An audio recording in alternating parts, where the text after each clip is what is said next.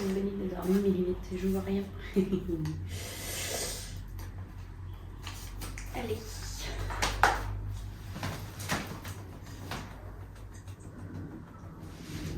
Coucou tout le monde, j'espère que vous allez bien, que vous avez passé une bonne semaine et que votre lundi a bien commencé. On se retrouve aujourd'hui du coup pour une vidéo qui était... Alors, elle était attendue, je savais qu'elle allait arriver, mais je ne savais pas quand. Et du coup, en fait, je veux juste vous présenter ma pile à lire pour le code Winter Challenge, puisque du coup, Enluminé a sorti du coup sa vidéo avec tous les menus. Et donc du coup, je vais vous proposer ma pile à lire à moi. Il y aura quasiment pas de livres de Noël. Voilà, tout ça, je préfère le dire directement, honnêtement. Il y en a qui sont en rapport, il y en a qui se passent dans le grand froid ou dans le grand nord ou autre, mais il n'y aura pas de livres de Noël à proprement parler. Il y aura beaucoup de fantaisie, de young adulte, il y aura de la romance. Il y a un ou deux films que j'ai prévu aussi de regarder qui vont avec ce challenge-là. Donc du coup, voilà, je m'excuse d'avance. Si pour vous, ça ne fait pas assez Noël ou froid, mais... Voilà, le but du challenge, comme elle le dit, c'est juste de se faire plaisir. C'est un moment de lecture, de détente, juste de pur bonheur. Donc voilà, j'ai décidé de prendre des livres qui me feront plaisir plutôt que de chercher absolument que ce soit sur Noël ou autre et que du coup, j'aimerais du coup forcément un petit peu moins. Donc du coup, voilà, j'espère quand même que vous aimerez. Et puis je vous mets sa vidéo à elle. D'un barre d'infos en fait où elle décrit tout simplement en fait le challenge où vous avez tous les menus. Donc du coup voilà, c'est parti. Du coup, on va commencer du coup par j'ai fait mon cahier et j'ai ma tablette du coup pour aller pour vous lire en fait tout simplement les résumés des bouquins que j'ai choisis. Ma tablette si c'est bon.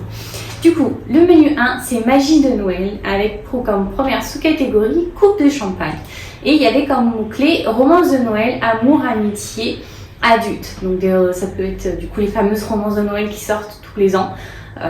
Il y a celle-là. Et puis avec, comme elle dit si bien, la récession, et du coup il faut se réchauffer. Et donc elle proposait des romans adultes, tout simplement. Des romans un peu spicy. Et donc du coup j'ai choisi juste une romance toute simple, mais c'est un bouquin en fait que j'ai déjà acheté et en fait c'est ce que j'ai essayé au maximum de faire avec cette pile à lire, c'est en fait de vider ma pile à lire. Et donc du coup j'ai acheté de Sky Blue, du coup de la maison d'édition de Saxus qui vient de sortir et il faisait partie en fait des sorties de ce mois-ci et en fait ça faisait un moment que je l'attendais et je me dis que c'est l'occasion parfaite, donc je vous lis le résumé. Pour Sky, s'affirmer n'a jamais voulu dire s'exposer, mais tout cela va bientôt changer. Sky Packer est peut-être ouvertement gay, mais dans sa petite ville, s'assurer qu'il est invisible a toujours été plus facile que d'être lui-même. Déterminé à profiter de sa dernière année de lycée, Sky projette de faire sensation lors de la fête annuelle sur la plage en demandant son crush Ali de l'accompagner au bal de promo. Il a 30 jours pour s'y préparer. Son objectif est de pouvoir enfin s'affirmer fièrement, mais les plans de Sky sont divulgués par un pirate informatique anonyme dans un post profondément homophobe qui devient rapidement viral. Pardon. A few moments later. Dans un post qui devient rapidement viral. Alors qu'il est prêt à abandonner et à quitter complètement la ville, ses camarades de classe lui donnent une raison de se défendre en transformant son compte à rebours en une trax pour exposer l'auteur de ce post horrible. Que se passera-t-il au bout de 30 jours? Sky pourra-t-il conserver sa visibilité durement acquise ou cette petite ville l'empêchera-t-elle de devenir lui-même? Donc c'est juste une romance, pour moi c'en est une, même si le résumé n'en donne pas l'air. Mais en fait ça va être juste une belle histoire d'amour et en fait une romance aussi pour soi-même. Donc voilà, c'est pour ça que je l'ai choisi dans cette catégorie-là. Pour moi ça va avec le mot-clé romance. Le deuxième sous-menu, nous avons un chant de Noël avec du coup pour sous-catégorie conte, réécriture, mythes et légendes. Et du coup, j'ai choisi de lire Pandore, qui est du coup sorti aussi, qui est juste magnifique. Et donc du coup, forcément, c'est une réécriture. Et donc du coup, ça va parfaitement. Et c'est un mythe et légende, puisque du coup, c'est une réécriture en fait de Pandore. Tout simplement, du mythe de Pandore. La couverture est très belle et je l'avais gardée exprès pour ça. Donc je vous lis le résumé. Il y a un soupir soudain, un frisson qui ne provient pas du fond de la pièce, mais de l'intérieur du vase, et Dora entend tout à la fois son appel de sirène, son plaidoyer ténébreux. C'est le chuchotement des vagues, la musique du chagrin, et elle ne peut y résister. À Londres, 1799, Pandora Blake, créatrice de joaillerie en devenir, vit avec son oncle Ézéchia. Être vénal et sans scrupules, il n'a pas hésité à s'approprier le prestigieux magasin d'antiquités de son frère défunt pour le transformer en bazar de contrefaçon. Mais comment expliquer qu'un vase antique parmi les autres rende soudain Ézéchiel si nerveux? Et surtout, pourquoi Pandore est-elle la seule capable d'en soulever le couvercle? Pour en avoir le cœur net, la jeune fille va enquêter, quitte à déterrer les secrets de sa propre famille. Voilà, c'est juste, pour moi en tout cas, on a quasiment tous les mots-clés qui sont cochés, donc c'est purement et simplement parfait. Et comme troisième du coup sous-catégorie, nous avons calendrier de l'Avent. Et donc le mot-clé, c'est livre dont vous n'avez pas lu le résumé. Donc du coup, pour cela, j'ai demandé en fait à ma sœur d'en choisir un. Et donc elle m'a dit Charlie. Donc je ne vous lirai pas le résumé parce que du coup, c'est le but. Tout simplement, je vous mets juste la couverture et puis je verrai à ce moment-là et je vous dirai si en fait ça a été très bien ou pas. Mais j'espère. Et puis elle connaît mes goûts, donc normalement c'est bon. En deuxième du coup sous-catégorie, nous avons Yule. Deuxième menu, Yule. Et du coup, en première catégorie, nous avons Au coin du feu et c'était lire un livre feel good ou un livre enfant. Et en fait, à Noël, c'est régulier. Je relis en fait un Harry Potter. C'est le bouquin que je relis à chaque fois. Et du coup, j'ai choisi de lire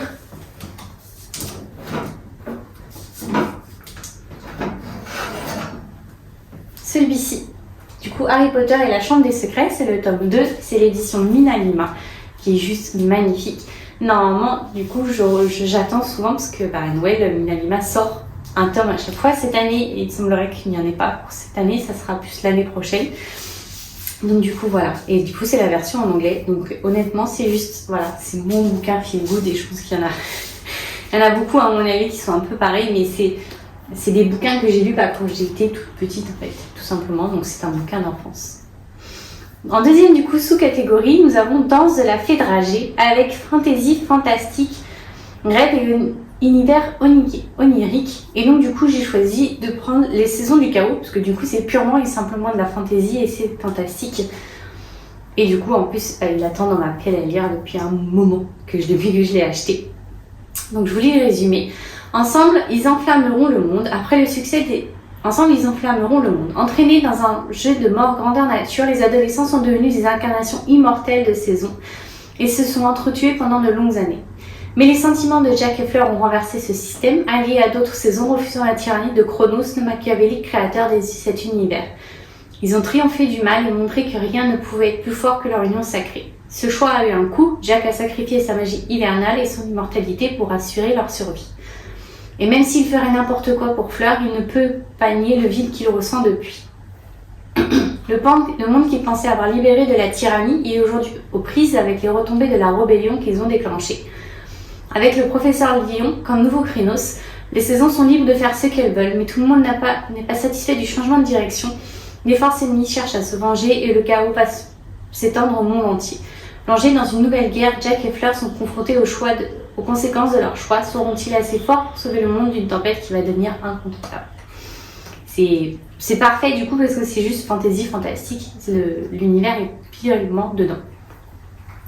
Ensuite, la troisième sous-catégorie, c'est Iceberg. Et donc du coup, un iceberg, on a la version visible et invisible. Et donc du coup, pour cette sous-catégorie, c'est la version qu'on ne voit pas, qui est sous l'eau, qui nous intéresse. Avec comme mot-clé secret de famille et mystère. Et donc j'ai choisi un bouquin qui attend depuis un moment que je le lise. Et c'est du coup Mexican Gothic que j'avais acheté au moment de Halloween. Et du coup il est resté dans la pile à lire, il traîne. Et du coup en fait il vit purement et simplement dedans en fait parce que du coup c'est secret de famille et il y a beaucoup de mystères dans ce bouquin-là. Donc je vous lis le résumé. Un manoir isolé, un aristocrate dangereusement séduisant et une jeune femme mondaine poussée à dévoiler leurs atroces secrets. Après avoir reçu un mystérieux appel à l'aide de sa cousine récemment mariée, Naomi Taboada se rend à High Place, un manoir isolé dans la campagne mexicaine. Elle ignore ce qu'elle va y trouver, ne connaissant ni la région ni les compagnons de sa cousine, un séduisant anglais. Avec ses robes chic et son rouge à lèvres, Naomi semble plus à sa place aux soirées mondaines de Mexico que dans une enquête de détective amateur. Elle n'a pourtant peur ni de l'époux de sa cousine, ni un homme à la fois troublant et hostile, ni du patriarche de la famille fasciné par son invité, ni du manoir lui-même qui projette dans les rêves de Naomi des visions de meurtre et de sang.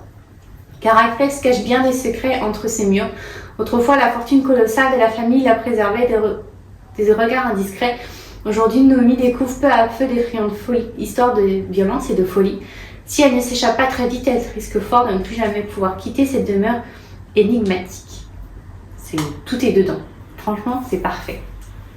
Et après, du coup, en dernière sous-catégorie de ce menu-là, nous avons Reine des Neiges, femme de pouvoir, féminisme et sorcière.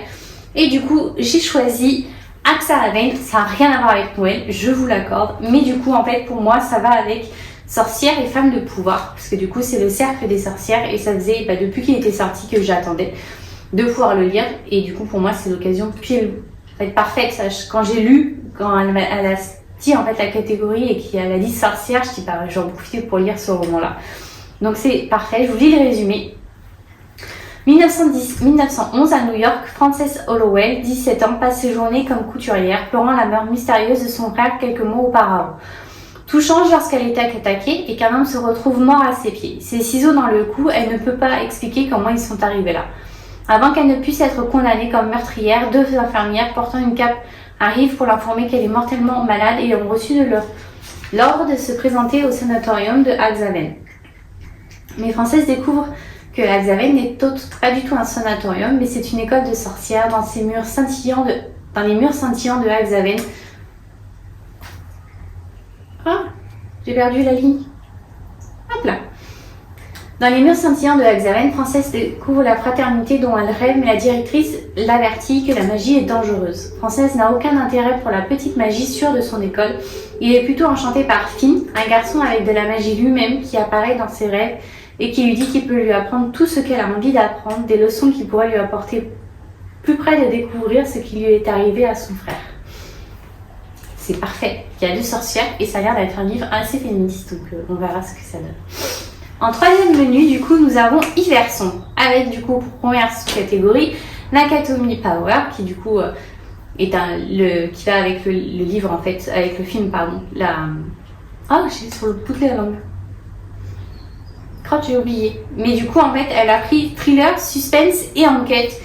Et du coup, ça va me permettre de finir un bouquin que j'ai commencé 2-3 pages et finalement j'ai arrêté parce qu'il y en avait un autre que j'attendais qui est sorti à ce moment-là. Et du coup, j'ai pris Daniel Havelock, tome 1, La tentation des anges. On est là sur une enquête policière, tout simplement. Je vous lis le résumé. Les anges marchent parmi nous, mais ils ne sont pas seuls. L'inspecteur Zanekiel n'est pas un homme comme les autres. Il est capable de communiquer directement avec les anges. Il a juré autrefois de se mettre son don au service des humains comme des anges, jusqu'à ce qu'une terrible trahison le conduise à abandonner sa vie. Il exerce à présent ses talents comme policier. Cependant, les anges ne sont jamais bien loin, et là où ils sont, les démons rôdent également. La scène d'un crime particulièrement macabre lance Daniel sur la piste d'un mal terrifiant, et les pires horreurs peuvent être l'œuvre d'un démon comme celle d'un humain. Pour arrêter le meurtrier avant qu'il ne frappe à nouveau, Daniel devra trouver les réponses aux questions qui le tourmentent dans le passé et qu'il n'a jamais réussi à oublier. Tout y est. Il y a enquête, thriller et suspense, donc c'est bon. En 2e sous-catégorie, nous avons Fantôme de Noël passé, avec du coup pour mot-clé fantôme, voyage et voyage temporel. Et j'ai choisi du coup 2 bouquins pour ce tome-là. Il y a Un amour sans époque et Black and Blue, le tome 2. Alors, Un amour sans époque, du coup, c'est de Jean-Luc Conessa. Je vous lis le résumé. Ça fait penser un peu à Highlander. Direz-vous que l'amour a ses propres limites? Nous sommes en 2646, l'humanité s'est construite sur les cendres de l'apocalypse qui a décimé le monde tel que nous le connaissons aujourd'hui. D'un côté, il y a Kevin Zeniger, habitant de Alpha. De l'autre côté, Emma Hamilton, jeune écrivaine de notre époque, à la plume romantique et à l'esprit affûté. Kevin souffre de l'anti-romantisme de son époque et Emma souffre de ne pas trouver l'homme qui saura la comprendre comme personne. Tant de choses les séparent, mais c'était sans compter sur l'aide de Hakim, le frère adoptif de Kevin, qui permet à ce dernier de faire un saut dans le temps. Donc on est dans, du coup, voyage temporel pour celui-ci. Et pour Black and Blue, le mystérieux fantastique Blue Billings, c'est une histoire de fantôme, tout simplement. Après un deuil et une rupture, Lady Black a besoin de changement. Alors en apprenant qu'il est l'heureux héritier d'une maison située à York, il saute sur l'occasion pour démarrer un nouveau chapitre de sa vie. Une fois sur place, il découvre une demeure étrange, incapable de conserver ses habitants. Après quelques jours, il comprend pourquoi. Levi n'a jamais cru aux fantômes, mais lorsque les choses commencent à prendre une tournure sinistre, il doit se rendre à l'évidence et commencer à chercher de l'aide. Il ne s'attendait pas à la trouver en la personne d'un extravagant meneur de visite surnaturel aux cheveux bleus. Bullywilling sait qu'il devrait ignorer Lévi. Le secourir signifierait lui perdre le peu de contrôle qu'il possède. Mais quelque chose dans cet homme aux yeux si doux l'attire, quelque chose qui lui donne envie de rester et de se battre pour lui quand son instinct lui hurlerait en temps normal de prendre ses jambes à son cou. Alors que les deux hommes enquêtent pour faire éclater la terrible vérité, un lien profond se tisse, mais quand les événements s'accélèrent et que la vie pourrait être en danger, Lévi se demande s'il est vraiment sage de faire confiance au mystérieux et fantastique Blue Billings. Nous avons du coup Maison hantée et fantômes. Tout y est, c'est juste parfait. Et du coup, en troisième sous-catégorie, nous avons Nuit du solstice avec Angoisse créature de la nuit. Et j'ai pris Sous la porte du coup Qui chuchote, qui va sortir du coup normalement le 8 décembre, j'espère qu'il y est. Je l'ai mis en fait parce que du coup c'est Angoisse et créature de la nuit et en fait c'est un livre un peu sur la mort. Donc je me dis que ça va avec. Je vous lis le résumé. Voilà, Sprice n'est pas ce que l'on peut appeler un personnage sympathique, loin de là même. Vous ne pleurez sûrement pas en apprenant qu'il vient de mourir. Lorsqu'une femme se présente comme une faucheuse, vient le chercher à ses propres funérailles, Wallace a du mal à accepter son funeste destin. Au lieu de le conduire vers l'au-delà, la faucheuse l'emmène dans un petit village au salon, où se trouve un salon de thé pas comme les autres. Hugo, le patron de l'établissement, guide même les âmes à passer de l'autre côté. Wallace n'est absolument pas prêt à abandonner la vie qu'il a à peine vécue, et avec l'aide de Hugo, il découvre enfin ce qui lui a manqué dans le passé. Mais un jour, le directeur, un être mystérieux et puissant, annonce à Wallace qu'il devra effectuer dans une semaine la traversée vers le monde des morts. Ce dernier entreprend alors de vivre toute une vie en 7 jours et parviendra-t-il? Pour moi, ça va juste dedans en fait, avec l'angoisse du coup, parce qu'il y a l'angoisse de la mort et l'angoisse de ce qu'il y a après. Les créatures de la nuit, tout simplement avec la faucheuse. Alors, je sais que je triche beaucoup, parce que la faucheuse n'intervient pas forcément que dans la nuit, pour être honnête, je l'avoue, je suis parfaitement consciente. Mais voilà, on va dire que j'ai un peu twisté le mot et je l'ai pris avec juste créature, tout simplement. Et après, du coup, nous avons le dernier menu, Marcher dans la neige, avec du coup Vive le vent. Et donc, on doit lire en fait un livre qui se passe soit en hiver, soit dans un pays froid. Et donc là, c'est pareil, j'ai prévu du coup une sortie qui est censée arriver, j'espère. Mais je l'attendais absolument pas et quand je l'ai vu plus ou moins en même temps que je regardais la vidéo et pour moi, il va pile dedans. Du coup, c'est Les Serpents argentés, le tome 2 du coup, et c'est la suite de Les Loups dorés, qui était trop bien. Du coup, c'est un livre sur le vol et la magie. Mais du coup, ce tome-là se passe, pourquoi je le choisis, en Russie. Et qui dit Russie dit forcément hiver et froid. Tout simplement. Et la couverture, il y a plein de neige, donc c'est bon en fait. Ça y est, pour moi tout y est.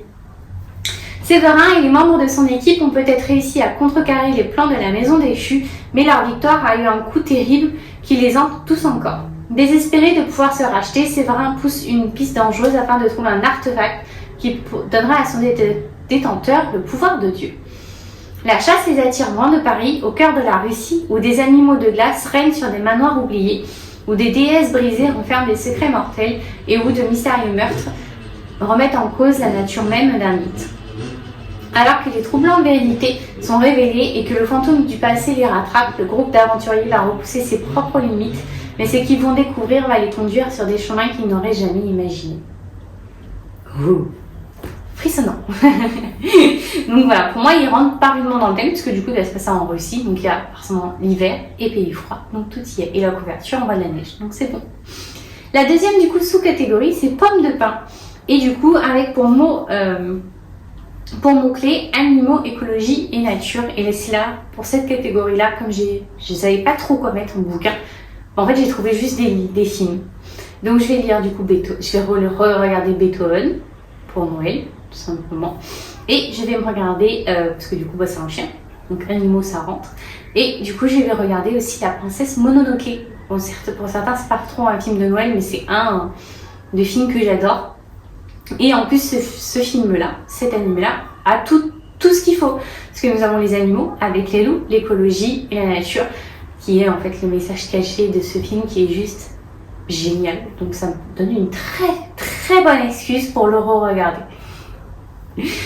Et du coup, en dernière sous-catégorie, tout simplement de cette challenge-là, nous avons patin à glace, sport, personnage athlétique ou aventure dangereuse. J'ai choisi le mot aventure dangereuse parce que j'avais du mal avec sport ou personnage athlétique. Je ne lis pas de livres de sport. Je ne fais pas de sport déjà, tout simplement, donc je ne savais pas trop quoi mettre. Et donc j'ai pris aventure dangereuse du coup avec le trône des 7 îles qui attend dans la bibliothèque. Donc avec du coup en fait juste une aventure parce que du coup elle retourne sur les flots pour pouvoir garder son trône. Donc je vous lis le résumé. Dans un royaume au bord de la sécession, une princesse devenue reine va se lancer dans une quête désespérée au péril de sa vie. Oui, tout est là, dès le début, une quête désespérée au péril de sa vie. Une quête désespérée, donc en fait, au péril de sa vie. Péril de sa vie dit mort, qui dit mort dangereux, et qui dit quête dit voyage, donc ça y est, c'est bon, tout y est. Aventure dangereuse, c'est bon, paf, il rentre dedans. Je vous lis le résumé. Par le sang et le sacrifice, Amora a vaincu une rébellion et a pris la place qui lui revient en tant que reine. Alors que les îles du royaume sont dans la tourmente et que les sujets remettent en question son autorité, la haute animancière ne peut permettre à quiconque de voir ses faiblesses. Personne ne doit connaître la malédiction de sa lignée et ne doit savoir qu'elle a perdu sa magie. Et nul ne peut découvrir la vérité sur le garçon qui détient la moitié manquante de son âme. Pour se sauver elle-même et sauver son royaume, Amora se lance dans la quête désespérée d'un artefact mythique qui pourrait tout réparer, mais le prix à payer serait terrible alors qu'elle essaie de composer avec son devoir de loyauté envers son peuple, son équipage et les désirs de son cœur. La jeune reine va découvrir que rien pourrait la détruire. C'est voilà, ça rentre pile poil pour moi juste dans cette sous-catégorie-là. Voilà, j'espère que ma pile à l'heure vous plaît. Alors je vais être honnête, de toute façon je l'ai dit dès le début, il n'y a quasiment pas de films de livres de Noël. Je préfère largement les regarder en fait à la télé, que ce soit sur TF1, que ce soit sur Netflix. En fait je me dis que si je faisais les films plus les livres, je pense que je ferais totalement et purement une overdose de films de Noël tout simplement, alors que c'est une période que j'adore. Donc c'est pour ça en fait que j'ai pris, on va dire, le parti de rester en fait sur du young adulte. Il y a de la romance. Je pense que j'ai, on va dire, respecté toutes les catégories, pour moi en tout cas. Tout y est, et pour moi, mais en fait j'ai juste envie de passer un pur moment de bonheur. Donc c'est pour ça aussi que, contrairement peut-être à d'autres années où je me suis forcée à prendre des livres qui du coup en fait étaient absolument et ressemblaient totalement à la sous-catégorie et aux mots-clés, là j'ai juste envie de me faire plaisir. Donc j'ai un peu twisté pour certaines choses, il n'y a pas que du Noël, que du froid. Mais j'ai choisi, on va dire, des livres que j'espère me plairont. J'espère que j'aurai pas trop de déception, mais voilà, on va dire que j'ai choisi d'appliquer la règle juste d'amusement pur et simple, en fait, de fun pour ce challenge-là. Donc voilà. Donc j'espère que ma pile à lire vous a plu. N'hésitez pas à me dire si vous en avez fait une ou pas, si vous participez ou pas du tout à ce challenge-là. Et puis nous, on se dit à lundi prochain pour une nouvelle vidéo. Bye bye!